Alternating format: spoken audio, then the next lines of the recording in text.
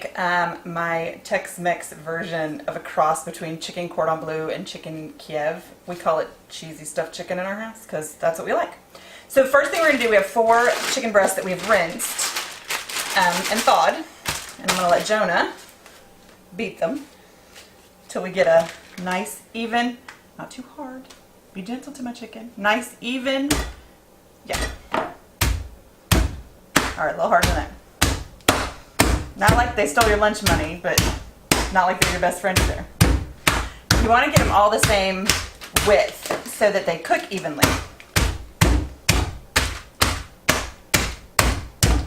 You have to help? That one you keep missing. There you go. Oh, be careful. Don't bang it too much? Not too much, just too hard on that one side.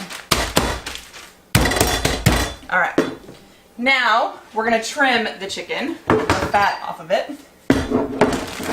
and the pieces like the muscle that is no fun to eat, like that right there. Oh. Nobody wants to eat that, Mm. so we just cut it off. Yes. Okay, and see that's hard as a rock. We just pull that off. This is called the silver skin, and we take it off too because that's not fun to eat.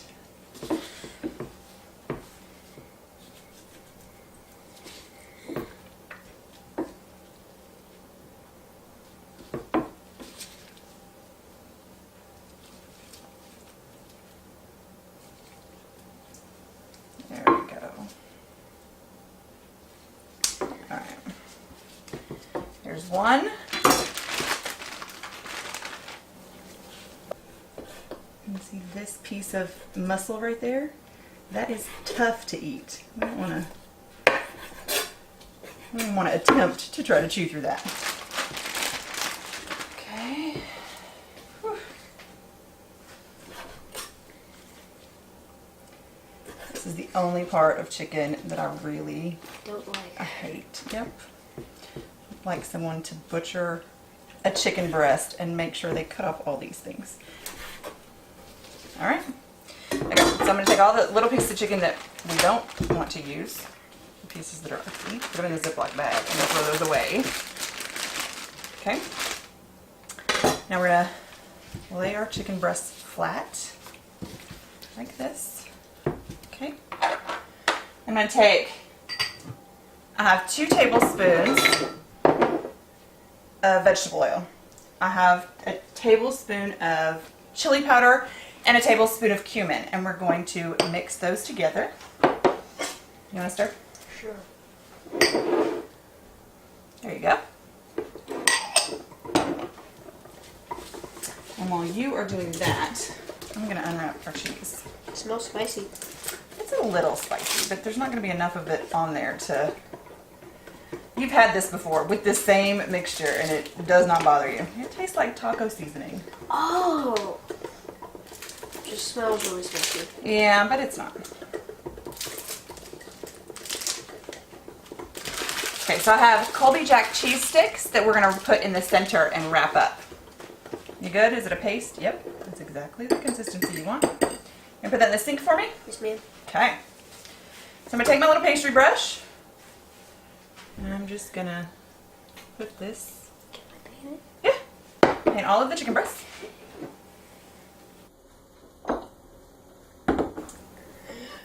Good job. Okay. Now we're going to take our cheese. This is the fun part. And we are just going to roll it in.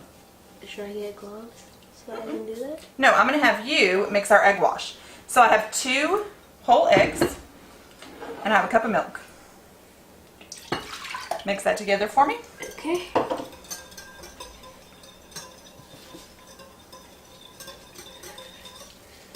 I need to break down the eggs. You've done this before. The egg breaking down, right? Yeah. So all we're doing is taking a stick of cheese and rolling it into the middle of our chicken. This actually came about because I wanted to make chicken Kiev, but both my husband and son thought that the idea of whole butter oozing out of a chicken breast after it was cooked was really gross. So I said, what if it was cheese? And of course, we jumped on board. Right? Because that's what we do. You good? That looks good to me. Okay, put that in the sink.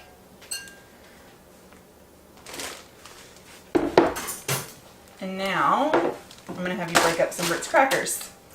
The same way that you did the chicken. So you can use regular breadcrumbs. My family really likes the butteriness of a Ritz cracker, so we use that instead.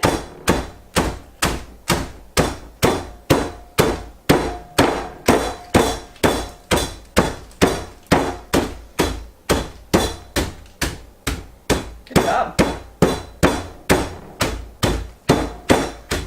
Is that good enough? Mm-hmm. Perfect.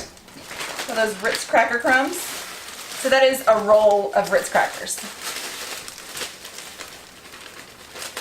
Okay. Throw that away. You can throw that away. Now we're going to take our chicken, rolled up, cheese in the middle, yummy, ummy, gooey stuff, right? Yes. We're going to dip it in the egg, Slather. roll it around in there. Watch out. Then we're going to dip it in here, roll it around.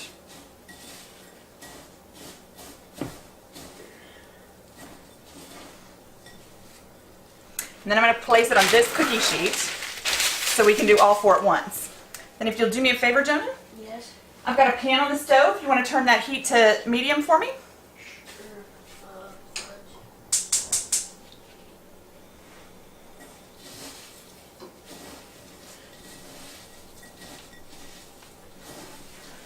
So we're going to pan fry them just to get the crispiness on the outside, but then we're going to finish them in the oven so that the chicken is cooked all the way through without burning the crackers on the outside.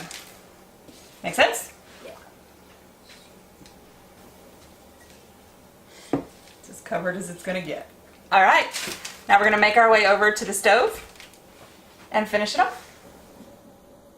So I have put enough vegetable oil just to cover the bottom of my pan.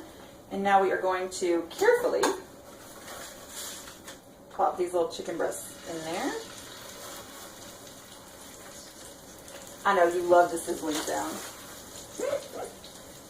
The other thing that this sizzling is going to do is kind of glue the bottom together so that it doesn't fall apart when we flip it over, or it doesn't come unrolled when we flip it over. So we're going to give it about 5 minutes. Then we're going to flip them another 5 minutes, and then we'll slide them into a 400-degree oven for about 15 to 20 minutes to make sure that the chicken is all the way done. Okay, so all we're trying to do is get a golden color on the breading on the outside. And then we're going to switch it to our, I use stoneware because it's easier to clean. And then we're going to bake.